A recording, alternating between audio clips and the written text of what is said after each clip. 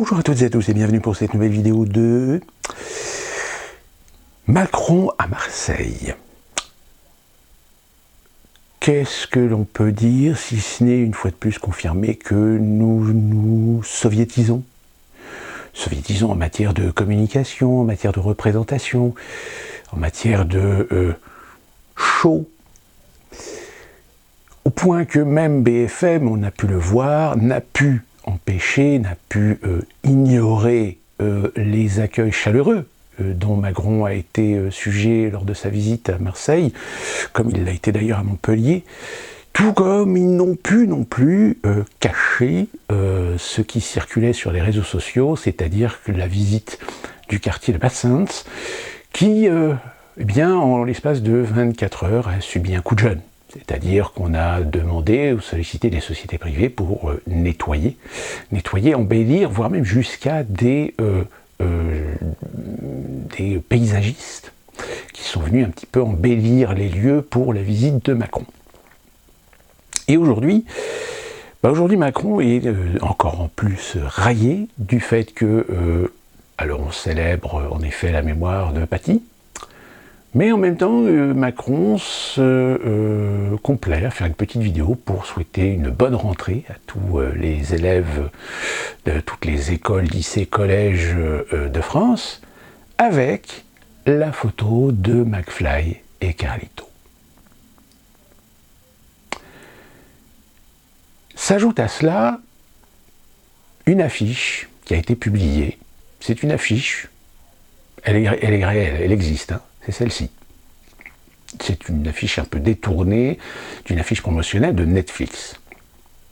Cette affiche, eh bien, elle a été émise par les JAM. Les JAM, c'est les jeunes avec Macron. Donc évidemment, sur les réseaux sociaux, il faut défendre cette affiche. Donc on a vu des tas de gens promouvoir cette affiche, soutenir le président.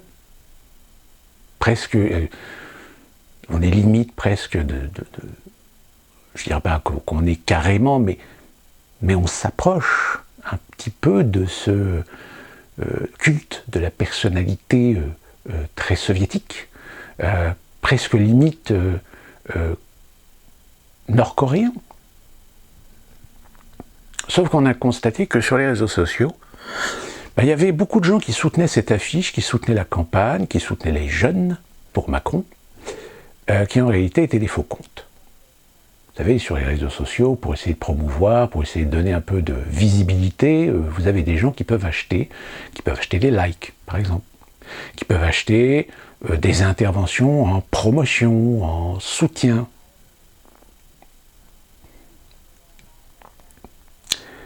Force est de constater que je pense que la campagne présidentielle va devenir quelque chose d'assez ubuesque comme jamais on en a vu en France. Récemment, nous venons d'apprendre que M. Michel Blanquer, non pas Blanquer, Blanquer c'est celui qui vient de se faire huer pour la rentrée des classes, mais je ne me souviens plus de son nom, ça y est, son nom m'échappe, mais qui a été quand même quelqu'un de très introduit dans les milieux européens, puisqu'il a été agent, qu'il a été commissionnaire à Bruxelles, et qui présente sa candidature au présidentiel. Vu la réputation qu'a l'Europe, qu'est-ce que vous voulez? Enfin, il y a un moment donné, on se pose la question, mais comment ces gens fonctionnent? Il y a deux solutions. C'est soit ils sont dans une matrice, ils sont dans leur monde, ils sont dans leur univers, vivant dans le déni total de l'opinion générale, du sentiment des Français vis-à-vis de l'Union européenne, ou tout simplement, c'est des gens qui sont dans un système où ils pensent qu'ils ont leur chance, un entre-soi. Donc, comment voulez-vous attirer l'intérêt de la démocratie quand celle-ci est détenue et représentée par des guignols? Donc il y a un moment donné où j'avais fait déjà une vidéo où je posais la question, est-ce qu'aujourd'hui la démocratie, est-ce qu'elle est encore soutenable? soutenable dans son apparence, dans ses institutions, dans son système. Parce que force est de constater que pendant plusieurs décennies, on a finalement laissé des gens prendre les commandes. Aujourd'hui, ces gens ont le pouvoir. Ces gens ont les leviers. Et la seule chose qu'ils ne possèdent pas, eh bien, c'est tout simplement votre consentement. Force est de constater que le consentement, ils vont finir par l'avoir, par la force des choses, le quoi qu'il en coûte. Votre consentement, ils l'auront, soit par votre ignorance, soit par votre stupidité, soit par votre égoïsme, soit par votre consumérisme, ou ils l'auront par la force. Et force est de constater que le pass sanitaire, finalement, n'est qu'une étape. Une étape sur un plan bien précis, bien défini. Et si vous en doutiez, je vous mets à votre disposition un document qui vient de l'OMS, qui date du 27 août, et qui présente un ensemble de stratégies, de propositions, de cadres, pour permettre la pérennité d'une forme de pass digital, d'un pass ou d'un carnet vaccinal digital. C'est-à-dire que ce document, même s'il ne le dit pas ouvertement, dans son contenu, on sent bien qu'il y a bien cette volonté de mettre en place un carnet vaccinal, un carnet de santé digital international. Alors évidemment, les grands prêtres de la technologie disent « oui, c'est génial, imaginez, vous pourrez voyager, et si jamais vous arrive un problème, etc., eh bien, votre carnet vaccinal digital vous permettra dans tous les pays de pouvoir faciliter le traitement de votre problème de santé. » Sauf que derrière, ça sera aussi la possibilité d'avoir un fichier global de tous les individus, et qui ne dit pas que ce passeport ou ce carnet digital international finira à un moment donné par légitimer d'autres données qui viendront intégrer tout simplement, et bien au final, votre fichage digital international. Un fichage digital sans lequel vous ne pourrez rien faire. Puisque ce fichage digital vous permettra d'avoir des droits, des accès en tant qu'individu.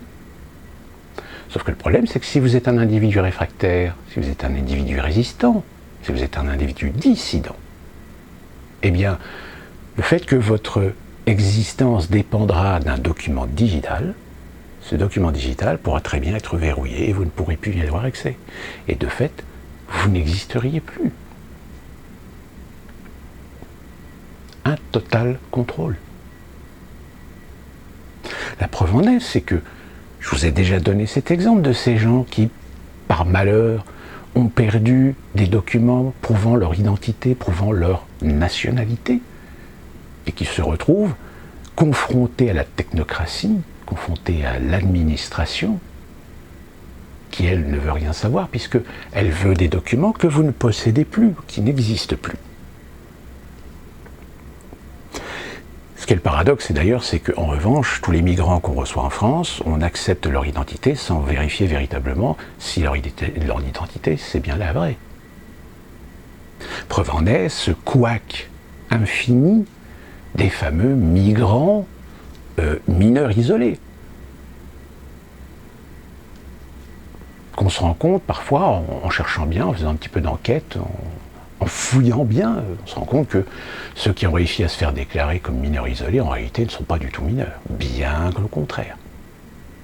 Je dirais même que même physiquement, il faut vraiment être aveugle pour ne pas se poser un moment la question, ou ne pas avoir un doute.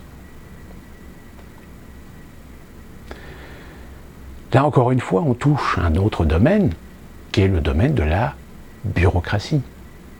Le domaine de la technocratie qui va finir par nous tuer dans le bon sens, dans la raison, dans la logique, dans le fonctionnement même des choses.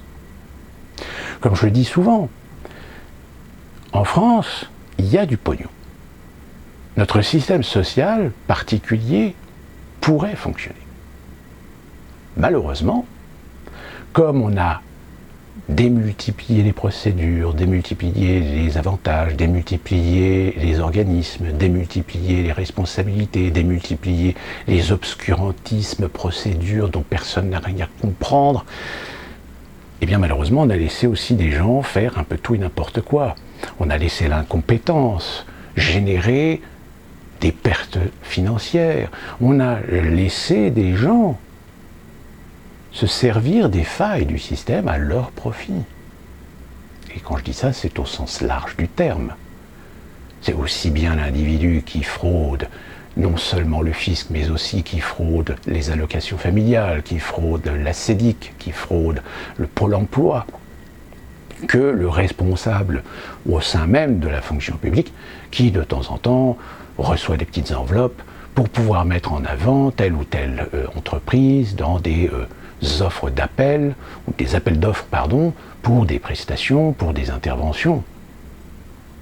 Ce qui fait que, je mets même chez vous, je suis sûr et certain que dans vos collectivités locales, vous avez des exemples d'argent public qui ont été dépensés dans des trucs qui ne servent à rien.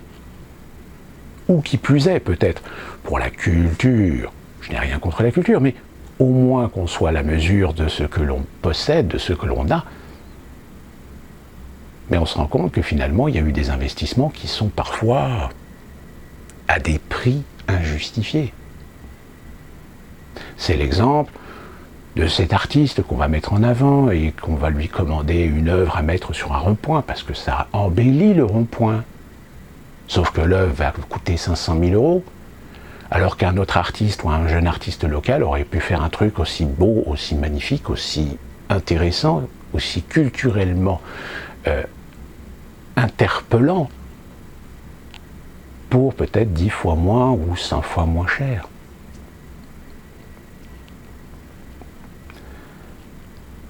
Nous avons construit des sociétés qui ont voulu ouvrir les champs des possibles dans des domaines où malheureusement, au bout d'un moment, on ne contrôle plus rien. Où des gens réussissent à mettre en place des impasses pour justement qu'on ne puisse pas vérifier, qu'on ne puisse pas contrôler, qu'on ne puisse pas y avoir quelque chose à redire. L'art, évidemment. L'art contemporain. Je ne sais pas si vous avez déjà visité ou vous avez déjà fait des expositions de DRAC. Les DRAC, c'est les directions régionales de l'art contemporain. Je vous invite à y aller de temps en temps pour voir la fumisterie. La fumisterie de ces organismes. Et pourtant, c'est de la fumisterie que vous payez parce que c'est financé par l'argent public. Alors, comme je vous dis, j'ai rien contre l'art. J'ai rien contre soutenir l'art, quel qu'il soit. Mais il y a un moment donné où il faut savoir se mettre des priorités. Et ça, malheureusement, en France, c'est impossible. Il suffit de voir d'ailleurs que même dans les manifestations aujourd'hui, ou même les mouvements contestataires, pour des raisons valides, pour le pouvoir d'achat, pour les acquis sociaux, pour la justice sociale, eh bien tout d'un coup vous allez avoir quand même des gens qui vont être là pour défendre des trucs qui sont abstraits. Des trucs qui, ouais, eux, c'est leur intérêt.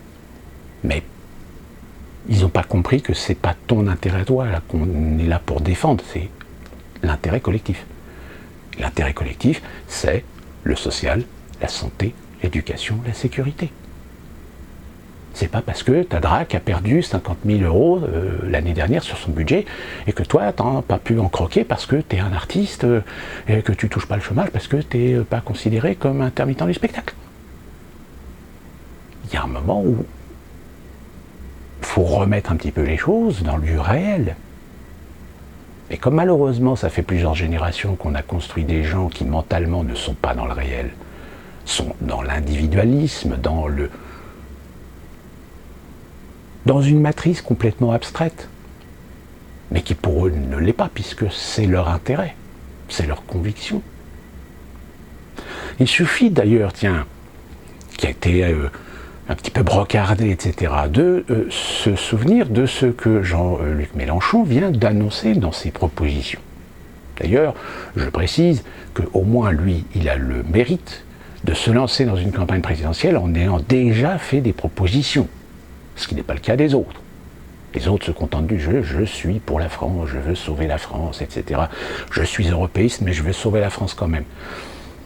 Même si j'entends des millions et des millions de Français qui disent que l'Europe, de toute façon, c'est de la merde, ça va péter à la gueule et qu'il faut en sortir immédiatement. Que cela ne tienne. Alors, quand on voit les propositions de Mélenchon, oui, en effet, c'est très intéressant. C'est très ambitieux. Et quand je dis très ambitieux, j'insiste bien sur le très ambitieux. Et évidemment, sur les réseaux sociaux, il y a des gens qui sont très séduits. Preuve en est, c'est qu'il y a un sondage qui a été effectué en disant oui, il y a 60% des Français interrogés qui trouvent les mesures de Mélenchon tout à fait intéressantes, qu'ils soutiennent d'ailleurs. Sauf qu'il y a un moment donné, entre des propositions qui vous plaisent et la réalité, il y a un moment donné, il faut savoir faire les liens. Parce que quand on vous dit mettre le SMIC à 1 500 € brut, oui. Quand il y en a qui vous proposent le revenu universel, mais oui, génial. Sauf qu'en règle générale, ces gens-là, ne réfléchissent pas à savoir comment tu le finances, et de deux, quelle disparité sociale ça va générer.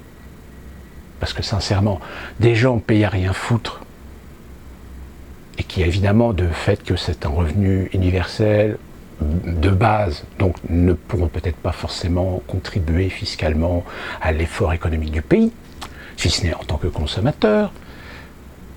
Pourquoi est-ce que les autres qui travaillent devraient se taper 40 heures par semaine, 35 pour l'instant, mais vous inquiétez pas, on va revenir aux 40 heures, pour un salaire de merde, qui se fait massacrer de taxes, d'impôts locaux, de foncier, etc., etc., etc.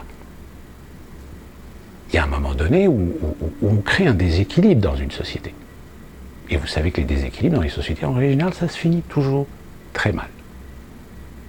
Alors oui, Mélenchon fait des propositions qui peuvent attirer l'intérêt, la jouissance même de certaines personnes en disant « ouais, c'est génial ce qu'il propose ».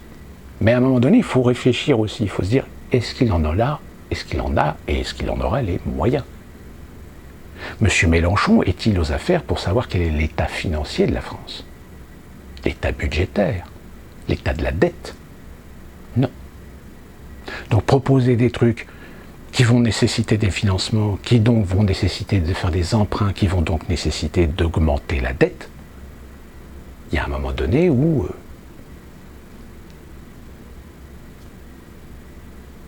C'est comme cette vidéo que vous avez peut-être vue de ce monsieur qui, sur Business, enfin BFM Business, nous explique que il y a des fonds qui ont été créés il y a plusieurs années de cela, et qui aujourd'hui, si ces fonds étaient utilisés à bon escient, eh bien il n'y aurait pas de problème de financement des retraites. Ce qui me pose un énorme problème actuellement, et c'est quelque chose qui m'obsède en fait, c'est le problème de la connaissance. C'est-à-dire que ce qui est très impressionnant aujourd'hui, c'est que, évidemment, par rapport à l'époque où j'ai commencé mes études d'économie, on a un accès aux données, aux statistiques, qui est absolument sidérant. Et pourtant, il y a des données de base sur l'ensemble des problèmes qui ne sont pas connus. Et donc, par exemple, sur les retraites. Sur les retraites, il se trouve que c'est un sujet où l'action publique a agi. Hein, et donc, il y a quelqu'un que tout le monde a oublié, effectivement, qui s'appelle Lionel Jospin, qui avait mis en place un fonds de réserve pour les retraites. Ce fonds de réserve, il est doté de plus de 30 milliards. 35, je dirais même. Voilà. Ouais. Mais il y a des engagements qui fait que bon. D'autre part, les systèmes de retraite complémentaires ont eux aussi des fonds de réserve.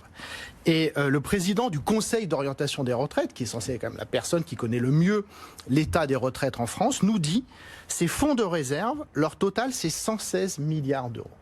Donc au bas mot, on a, que j'avais en tête aussi. Voilà, au bas mot, on a 150 milliards de réserves pour les retraites. Il y a un petit problème, Gilles, dans votre... Non, mais... Dans la... Continuez. Et alors, j'ai pas fini. Qui se souvient de la CADES? Moi. Bah oui. 96, on suit au sujet, création de la Caisse d'amortissement de la dette sociale financée par la CRDS, la contribution au remboursement de la dette sociale dont la durée de vie a été prolongée en théorie et ne peut plus être prolongée au-delà de 2024. 20 sur 20. Hein. élève dose, vous avez les félicitations du jury. Merci. Donc en 2024, effectivement, la CADES... Mais attendez, j'ai pas présenté les autres en fait. Non, mais attendez, je finis, parce que c'est quand même On incroyable. sait même pas qui est Gilles Ravaud là pour l'instant. Oui, mais c'est pas grave. Ça n'a aucune espèce d'importance. Parce que ça, c'est l'information chacun peut vérifier sur Internet facilement. Donc la CADES, effectivement, aura fini de rembourser la dette de la Sécu en 2024 et dégagera au minimum encore 24 milliards d'euros. Le président de la CADES... dégagera 24 milliards. Mais oui, d'euros. et oui. Jean-Louis Ray déclare « Aucun gouvernement n'a eu à arbitrer une telle manne ». Donc ce que ça veut dire, c'est qu'en fait, et donc c'est là qui est quand même sidérant, je suis désolé de décevoir tout le monde, mais en fait, il n'y a pas Les milliards de sont là. problème de Les financement milliards sont des là. retraites. Et je pourrais continuer longtemps comme ça en expliquant qu'avec une politique d'emploi un peu moins débile, en créant des emplois et en augmentant les salaires, on finance les retraites, mais hyper large. Et pourquoi ? Parce qu'il y a eu plein de réformes des retraites. Oh là, oui. Et qu'en fait, les gens qui arrivent à la retraite aujourd'hui le constatent. Les retraites ont vachement baissé. Et en fait, le vrai problème des retraites, c'est la pauvreté des vieux qui va arriver de façon évidente dans les prochaines années.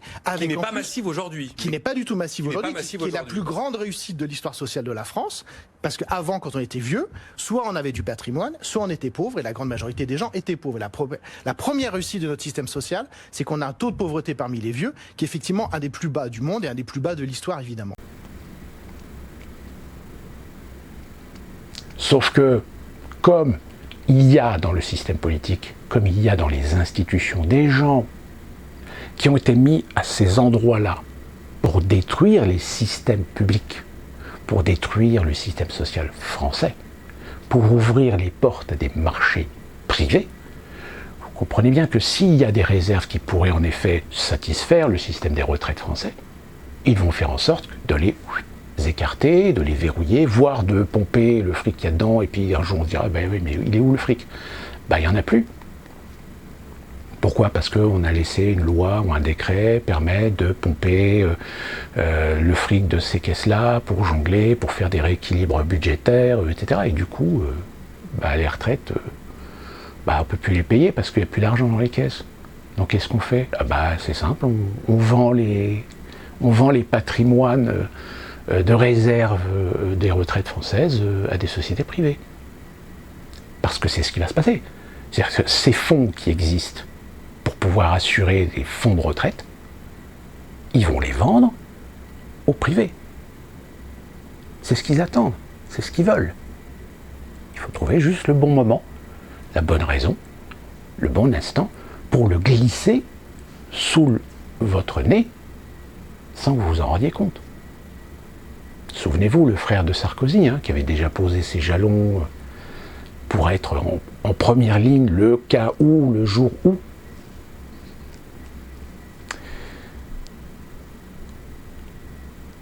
Donc je pourrais encore m'étaler sur des tas d'exemples. Des tas d'exemples qui démontrent qu'aujourd'hui, ça revient à ce que je disais, c'est que de toute façon, si vous voulez redresser la France, faut faire le ménage.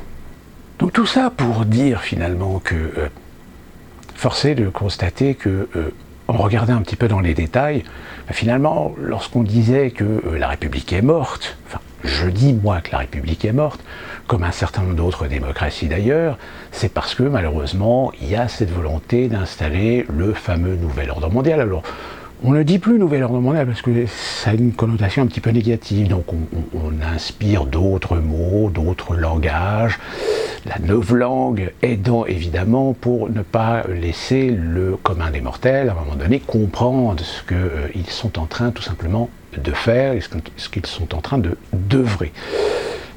Vous voulez un autre exemple ? Nous avons l'Afghanistan, les Américains, ça y est, sont partis, les talibans, alors maintenant, qui va négocier, qui va discuter, qui va créer des liens avec les talibans ? Aux États-Unis, évidemment, on commence à essayer de caresser un petit peu dans le sens du poil l'opinion en disant, oui, maintenant, les talibans, va falloir jouer avec.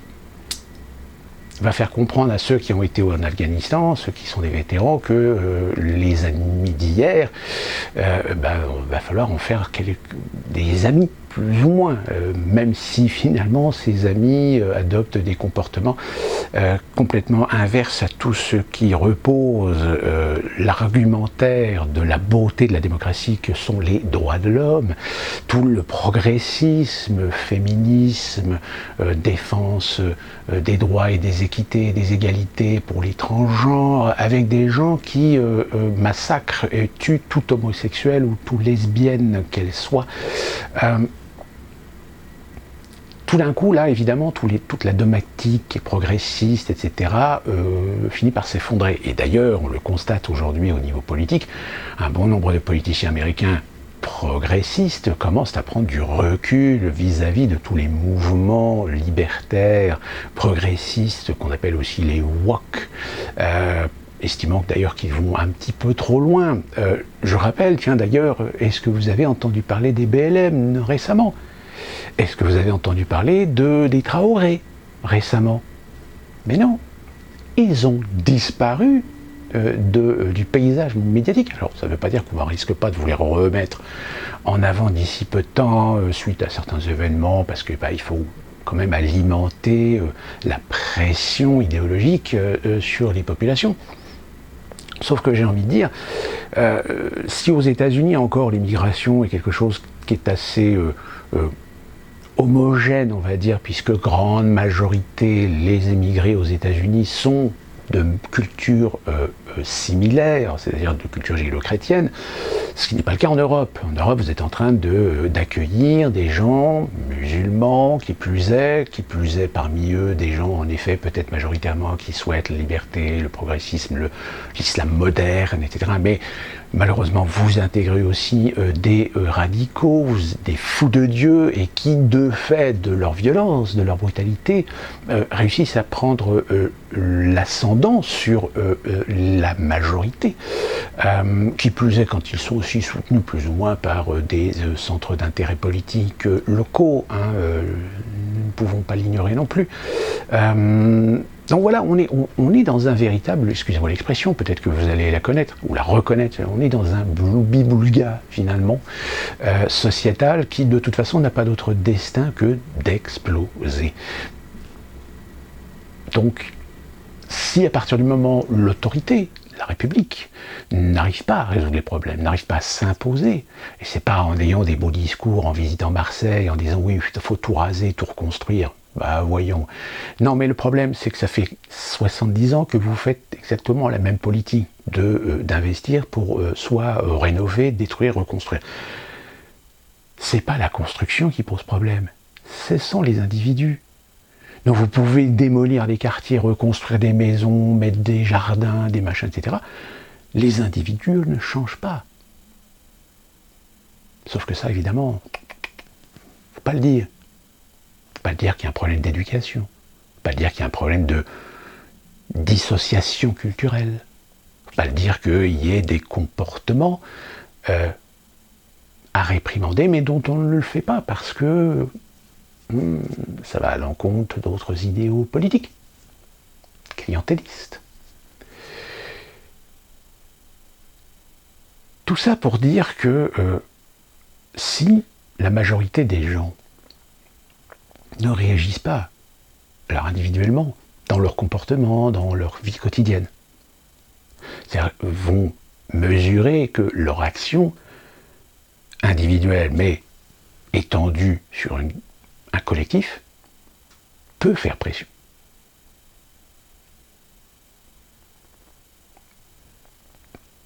Après, c'est une question évidemment extrêmement délicate, vu que très souvent on est confronté parfois à des gens qui veulent, qui souhaiteraient, mais qui n'ont pas le courage d'eux.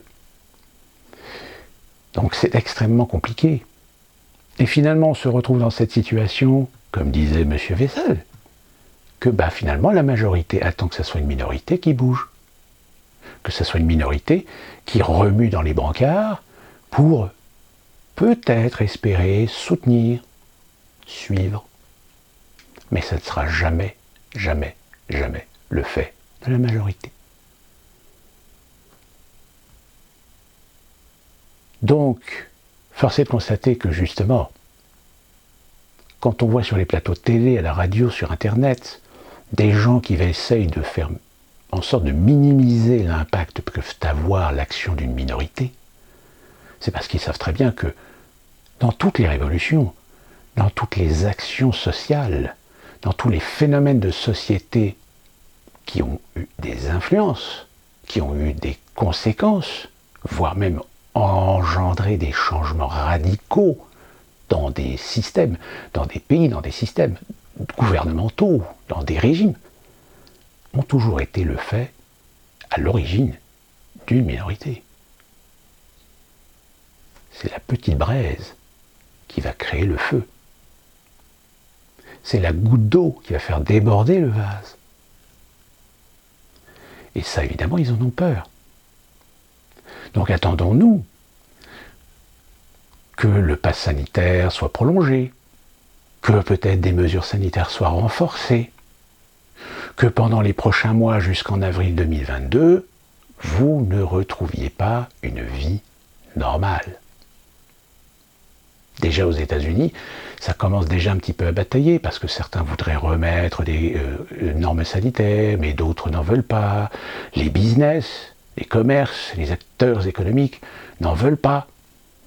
Vous avez actuellement des entreprises qui sont en train de subir des pressions parce que certains lobbies des milieux immobiliers sont en train de crever la gueule ouverte. Donc ils font de la pression politique pour légiférer et obliger les entreprises à faire revenir leurs salariés dans des bureaux. Sauf que dans certains États, ils n'ont pas compris que s'ils font ça, les entreprises elles vont dire « Ok, au revoir, on va ailleurs ». C'est ça, hein. Ça c'est un des avantages aux États-Unis, c'est que si des États veulent se la jouer genre dictatorial, autoritaire, totalitaire, etc., il y a d'autres États qui, eux, vont gagner du bénéfice parce qu'ils vont faire venir les entreprises en étant beaucoup plus libres, en ne jouant pas cette carte de la pression. Et force est de constater que certains États qui sont considérés comme les plus riches, la Californie, pour ne nommer qu'elle, il y a certains Californiens qui commencent à se dire attendez, non, ça ne va pas le faire. Ça ne va pas le faire du tout. Je vous rappelle, pour ceux qui n'ont pas vu les précédentes vidéos, que le 14 septembre, la Californie est appelée à voter sur deux questions. Est-ce qu'ils renouvellent leur confiance envers le gouverneur actuel ou si au contraire, ils décident de le virer et de nommer un autre à la place? Et qu'actuellement, celui qui est, on va dire, selon les sondages, en tête de peloton, c'est un libertarien.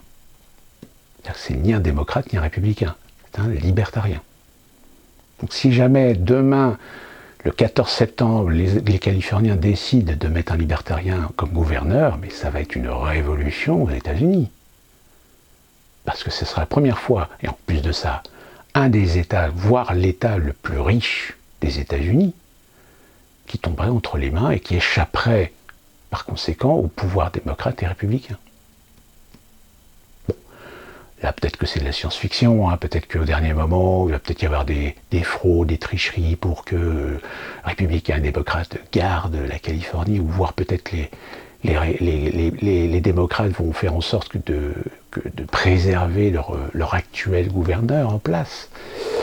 Mais force est de constater qu'il y a beaucoup d'Américains aujourd'hui qui se rendent compte que beaucoup d'États qui sont entre les mains des progressistes sont en train de partir un petit peu en couille. Et que ça fait le jeu d'autres États, comme le Texas actuellement.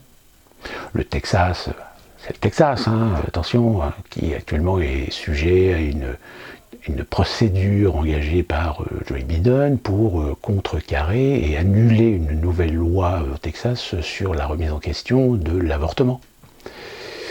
Sauf qu'encore une fois de plus, médiatiquement, c'est présenté d'une certaine manière pour que vous compreniez que, vous rendez-vous compte, le Texas est en train de faire une régression sociale, etc.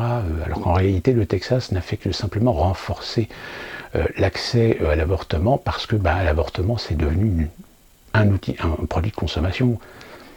C'est-à-dire que voilà, je couche avec tous les mecs que je veux, si je me fais mettre en cloque, c'est pas grave, je vais aller avorter. C'est-à-dire qu'on déresponsabilise la sexualité féminine en se disant, de toute façon, si elle tombe enceinte, hop, elle va pouvoir faire avorter, etc. Donc, vous voyez, on est dans la société de consommation aux États-Unis. Donc, certains États, à un moment donné, s'il y a un clientélisme politique vis-à-vis d'une majorité d'Américains plutôt conservateurs, plutôt un peu bigots, on va dire. Donc, voilà, ça rejoint ce que je vous disais, c'est que malheureusement les États-Unis, on se rend compte très rapidement que c'est un pays de grands gamins, c'est un pays de grands adolescents, qui ne savent pas mettre mesuré, qui ne savent pas mettre du juste milieu dans les choses, qui sont toujours dans les extrêmes. Donc, puis c'est culturel, hein, vous aurez beau essayer de leur expliquer, ils diront mais non, mais nous aux États-Unis ça marche comme ça. Oui, mais le problème c'est que vous dites que ça marche comme ça, mais ça ne marche pas. Vous vous retrouvez avec des tas de problèmes, parce que justement vous ne savez pas être mesuré, vous ne savez pas prendre les choses à demi-mesure, vous ne savez pas être juste, trouver la voie du juste milieu, pour être juste, justement. Donc voilà. Et c'est ce modèle-là qu'on exporte en Europe. Hein. C'est ce modèle-là qu'on est en train de voir émerger en France, dans certaines générations qui ne comprennent pas. Ne comprennent pas pourquoi est-ce qu'on leur demande d'être adultes, alors qu'ils ne sont pas obligés d'être adultes, ils peuvent rester gamins. C'est pour ça d'ailleurs que vous avez entendu cette information que la Chine veut réguler le temps des adolescents sur les jeux vidéo. Mais mon Dieu, mais quelle atteinte à la liberté, vous l'avez entendu. Sauf que si on prend du recul et qu'on réfléchit bien, la Chine, le gouvernement chinois se dit mais je ne vais pas laisser mes gamins, ma génération future, s'abreuver et passer du temps à se lobotomiser le cerveau avec des jeux vidéo. Donc, je légifère. Je fais en sorte, puisque les parents peuvent être un petit peu dépassés, eh bien, moi, gouvernement, je suis en autorité de dire, voilà, maintenant les gosses, jusqu'à la majorité, je crois que c'est jusqu'à 18 ans, eh bien, jusqu'à 18 ans, vous n'aurez le droit qu'à jouer qu'à 3 heures le week-end. Et 1 heure la semaine pendant les vacances. Mais le reste du temps, les parents, vous allez être obligés de les occuper. Vous allez être obligés de leur trouver des occupations. Je vous donne juste un exemple. Moi, je bosse avec des collègues. Vous ne pouvez absolument avoir aucune conversation avec eux parce qu'il n'y a que 2 choses pour lesquelles ils ont un intérêt. C'est les mangas et les jeux vidéo. C'est-à-dire que même les responsables, les assistants de direction, etc., ils passent leur temps avec leur téléphone à regarder soit des émissions de live de jeux vidéo ou des mangas.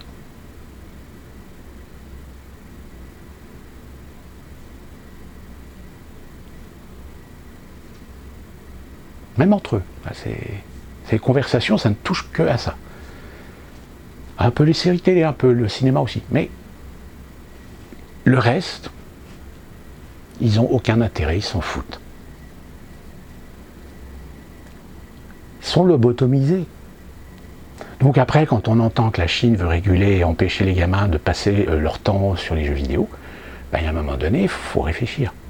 Sauf qu'évidemment, en France, les médias, les bien-pensants, etc., vous disent « Ah oui, mais ça, c'est atteinte aux libertés, etc. » Mais non, c'est pas atteinte aux libertés, c'est parce que les parents sont incapables d'avoir un peu d'autorité sur leurs gamins pour les obliger à ne pas passer les 2/3 de leur temps sur des jeux vidéo. Je veux dire, vous avez vu ces vidéos de gamins qui deviennent complètement hystériques parce qu'ils perdent, parce qu'il y a un problème, parce qu'il y a un bug, qui finissent par démolir le clavier, par péter la télé, par péter l'écran de leur livre. Mais ça, non, ça on occulte complètement. La seule chose que vous rendez-vous compte, le gouvernement chinois qui est en train d'entraver des libertés des gamins. Excusez-moi du peu, mais en France, s'il y a des gamins qui ne trouvent pas de boulot, s'il y a des gamins qui sont incapables d'être concentrés, parce qu'il y en a, je veux dire, c'est prouvé. Moi-même, quand j'étais adolescent, il y en avait déjà qui étaient incapables d'être concentrés sur quelque chose. C'est-à-dire leur attention ne dépasse pas 5 minutes. Au bout de 5 minutes, vous voyez qu'ils décrochent, vous voyez qu'ils ne sont plus là. qui n'arrivent pas à être concentrés sur des choses. Et bien malheureusement, ces gamins-là aujourd'hui, qu'est-ce qu'ils font? Rien.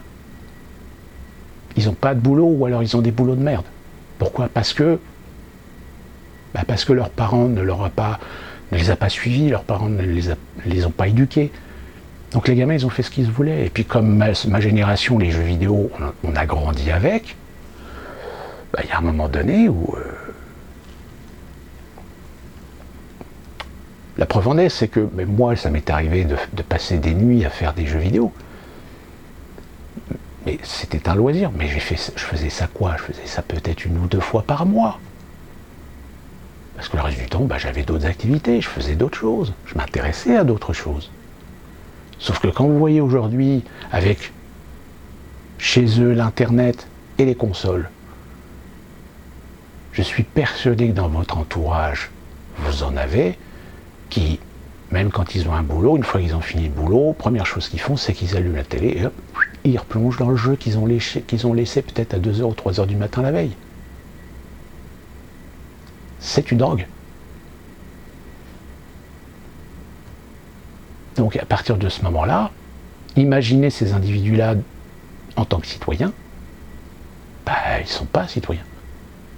Ils n'ont pas un comportement de citoyen, puisqu'ils sont complètement en décalage avec la réalité. Et pourtant, ils votent.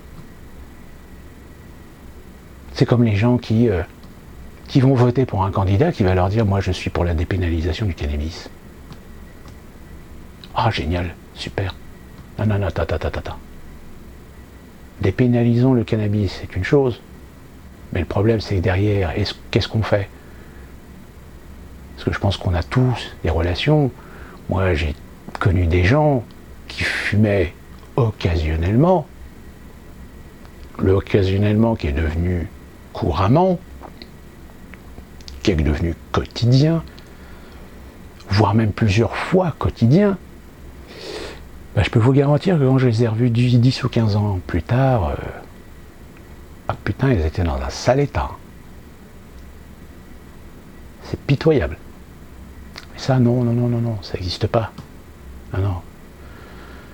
Vous savez, c'est comme toutes les drogues de toute façon, que ce soit le cannabis, que ce soit l'alcool, toute forme d'addiction arrivée à un certain stade, même si vous avez beau mettre un miroir devant la personne et lui regarde-toi dans le miroir, regarde ce que tu es devenu. Ils refusent la réalité. Ils sont dans le déni de la réalité. Parce qu'ils satisfont leur plaisir. Ils satisfont une jouissance. Ça revient exactement à ce fameux livre dont je vous avais donné l'auteur sur la société des plaisirs, la société du loisir. Sauf que le problème, c'est que avoir du loisir, jouir, avoir des plaisirs, c'est pas une question d'interdire, c'est une question de mesure. Vous pouvez boire, mais avec modération. Comme vous pouvez fumer, avec modération. Sauf qu'il y a des gens qui n'ont pas la volonté, qui n'ont pas le courage, qui n'ont pas la ténacité de se discipliner dans leur mode de consommation. Et donc, je fume un week-end, les 2 le week-end. Pourquoi je m'entrave à pas fumer un petit joint lundi soir, par exemple? Allez. Et c'est l'escalade.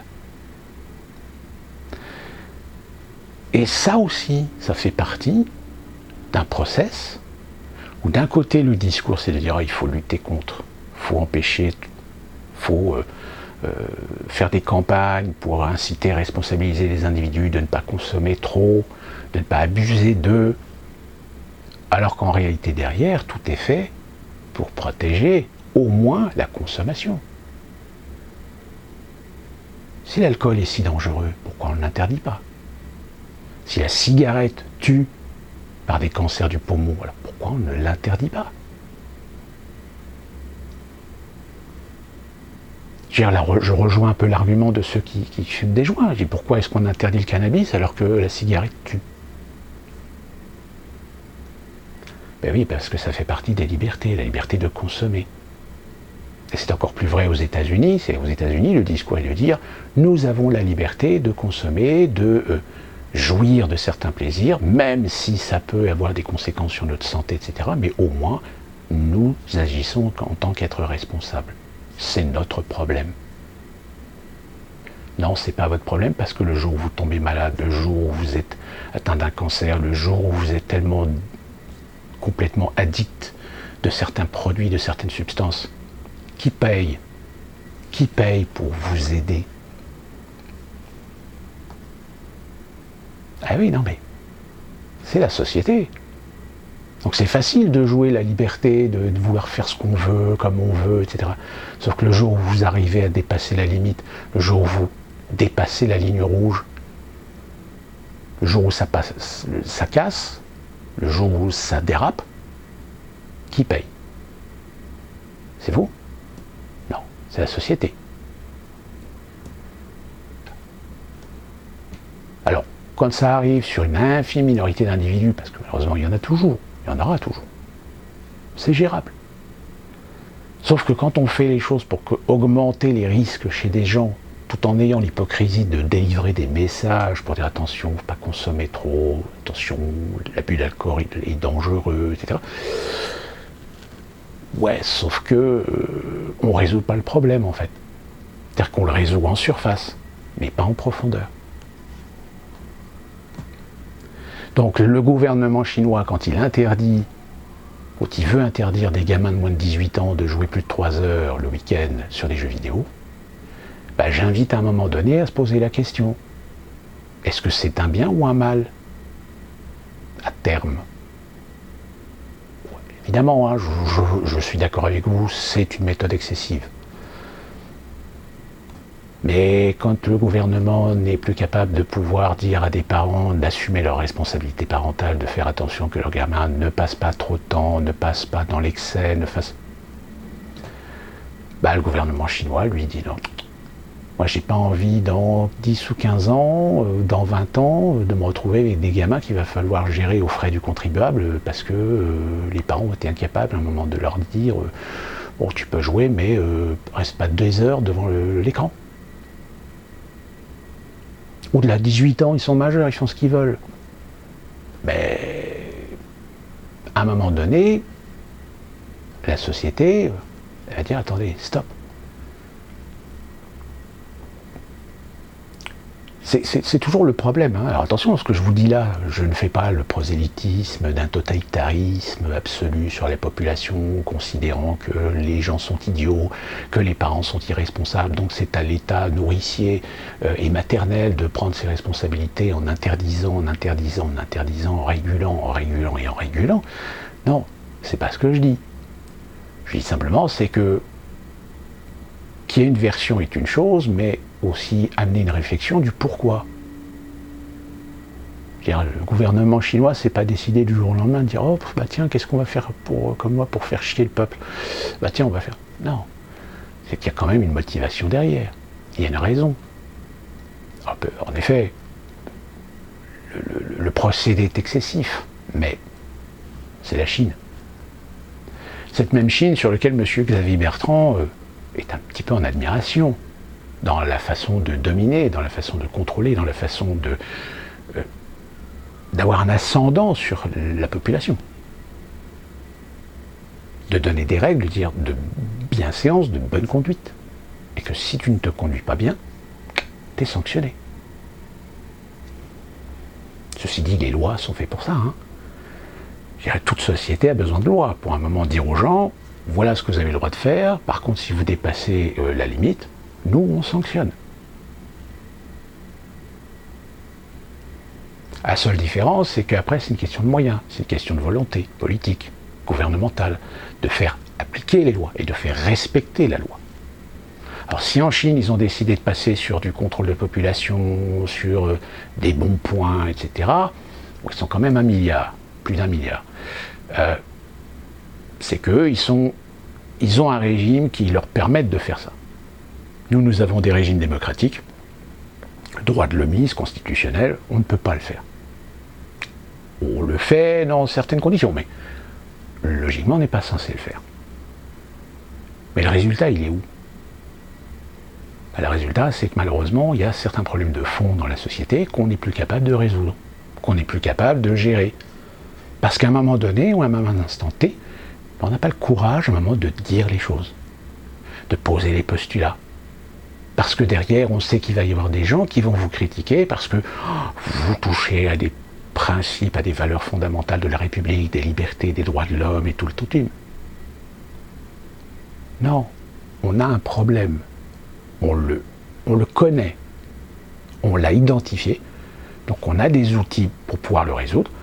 Sauf qu'il y a un moment donné où ces outils, en effet, attention, sans parler évidemment des intérêts politiques, du clientélisme politique. Ça rejoint finalement le début de la vidéo avec Macron à Marseille. Tous les Marseillais savent, connaissent le problème. Sauf que pendant les années Gaudin, il y a eu des copinages, il y a eu des intérêts, il y a eu des cloisonnements, il y a eu des discriminations, il y a eu cette séparation d'univers différents. Il y a une déliquescence de la ville. Vous avez déjà entendu parler de tous ces immeubles qui sont tellement vétustes que à la limite, il faudrait tout raser parce que les immeubles ne tiennent quasiment plus debout. Mais à qui la faute? Je veux dire, les pouvoirs publics. Vous n'allez pas me dire qu'il n'y a pas des normes. Vous n'allez pas me dire qu'il y a des réglementations qui obligent les propriétaires, à un moment donné, d'assumer leurs responsabilités de propriétaires. Et que si les propriétaires n'ont pas les moyens, s'ils n'ont pas les moyens, désolé, on exproprie. Terminé. Le droit à la propriété. Oui, non, mais le droit à la propriété, c'est un fait.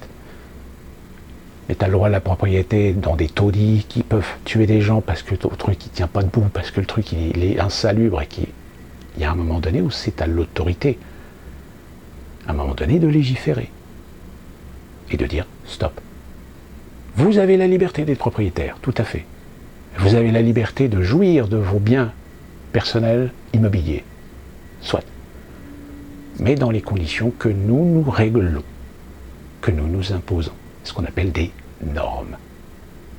Pour éviter justement que des gens comme vous, propriétaires, qui faites valoir leur liberté de posséder, fassent n'importe quoi et finissent par louer des taudis, des immeubles insalubres, et qui finiront un jour ou l'autre par tuer quelqu'un parce que tout immeuble ou tout bâtiment qui n'est pas entretenu finit par un moment donné tomber en ruine.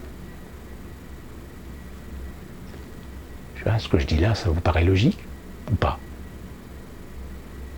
Mais ça encore, c'est des éléments de langage que des gens ne veulent pas entendre. Ils ne comprennent pas, mais plus généralement, ils ne veulent pas l'entendre. Donc quand vous avez Macron qui arrive à Marseille, qu'on fait tout un pataquès, qu'on fait du redécorage, qu'on refait de la décoration, qu'on nettoie, etc., etc., mais voilà, on continue les mêmes conneries qu'on fait depuis 70 ans. C'est-à-dire qu'on fait de la para, mais on ne résout pas le problème. On ne va pas au fond des choses. Et le fond des choses, c'est pas les immeubles, c'est les gens qui sont dedans.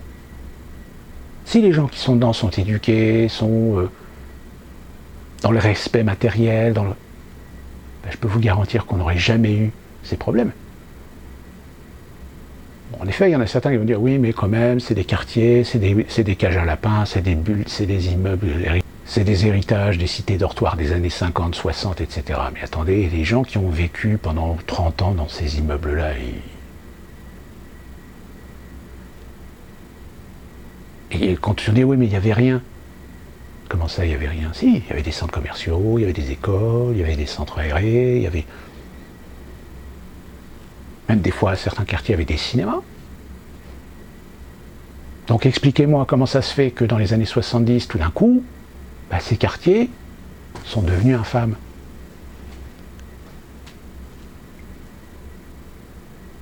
Peut-être que c'est à cause d'autres paramètres. Chômage, l'immigration, les différences culturelles. Ah oui, dans les quartiers, c'est génial, il y a du métissage, il y a du melting pot, il y a du vivre ensemble.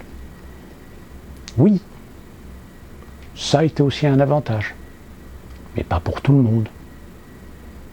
J'ai envie de dire, il y a aussi des clients qui ont contribué à ce que ces quartiers deviennent ce qu'ils sont aujourd'hui. Alors là, c'est à ce moment-là qu'il faut se poser la bonne question. Qu'est-ce qui s'est passé? Qu'est-ce qu'il y a eu? Est-ce qu'on a profité du plein emploi des 30 Glorieuses et qu'il y a eu des masses d'immigration qui sont arrivées dans les années 70, sauf qu'ils sont arrivés trop tard? Parce que les migrations des années 50 et 60 avaient déjà pris les places. Donc qu'est-ce qu'on a fait de ces populations-là? C'est une question, hein. Moi, je dis ça, je dis rien. Mais il y a un moment donné, il faut voir le fond des choses. Et pas uniquement continuer à voir les choses en apparence, en jouant la carte. Oh, regardez, c'est des quartiers multiculturels, etc. C'est le vivre ensemble, c'est la France blanc-bleu, blanc-bleu, etc. Oui, il y a, mais pas seulement. Mais ça fait depuis 50 ans qu'on utilise ces exemples positifs pour en faire des généralités. Et complètement ignorer les points négatifs qu'on se traîne depuis maintenant des années, mais qui suscitent des plans de remise en forme, de réaménagement, de réhabilitation de quartiers, etc. Et puis 5-6 ans après, en fait, on est toujours au même problème. On est toujours dans la même situation. La seule différence, c'est que là, les immeubles n'ont pas l'air délabrés, ils ont l'air neufs. Mais la population qui est dedans est toujours la même. Donc voilà pour cette vidéo sur le fait que Macron va continuer à vous prendre pour des cons, que ça va continuer à être un délire absolu de faux semblants, d'hypocrisie, de beaux discours, d'entre-soi, parce que là, ils sont dans l'entre-soi, hein, ces gens-là maintenant, ils sont dans leurs petits univers. Hein. Même les écolos, là je crois qu'il y a je ne sais plus dans quelle ville, où le maire a fait un coup de com' dans une école, avec une cour d'école réaménagée, etc. Sauf qu'il y a un gamin, il a dit, ouais, mais il n'y a pas de cage à football, et il n'y a pas de balle, donc on ne peut pas jouer au football. Ah, le populeux, le gamin populaire qui joue au foot. Le foot, c'est pour les ringards. Là maintenant, c'est l'inclusif. Il faut des cours d'école inclusives. Il ne faut pas qu'il y ait de différenciation garçon-fille. Donc tout le monde dans le même panier. Donc on t'installe des trucs, des machins, que les gamins, au bout d'un moment, ils ne comprennent pas à quoi ça sert. Ah mais les profs sont là pour éduquer. Je dis, ouais, mais attendez, vous comprenez la dissonance qu'il va y avoir entre ce que les profs vont enseigner aux gamins et ce que les parents font de leurs gamins? Vous imaginez des écoles où on va jouer le transgenre, le LGBT à fond, et que c'est des classes avec une moitié de gamins qui sont musulmans et des parents, modérés ou pas, hein, mais forcément ça va poser des problèmes. Ça a déjà posé des problèmes. Mais je dis ça, je dis rien. On le sait, mais il ne faut pas le dire. Sur ce, rendez-vous très prochainement pour une nouvelle vidéo, d'ici que l'actualité nous donne encore des éléments croustillants. Et avant de vous quitter, je vous rassure, l'ouragan Ida ne nous est pas passé dessus. Par contre, il est monté là-haut vers New York et New Jersey. Et là, c'est assez sévère. Mais ceci dit, encore une fois de plus, ce sont des endroits qui ont été construits avec un certain nombre de normes et un certain nombre de principes, mais qu'aujourd'hui le changement climatique va forcément mettre à l'épreuve. Et ça fera certainement le sujet d'une autre vidéo. Donc d'ici là, portez-vous bien.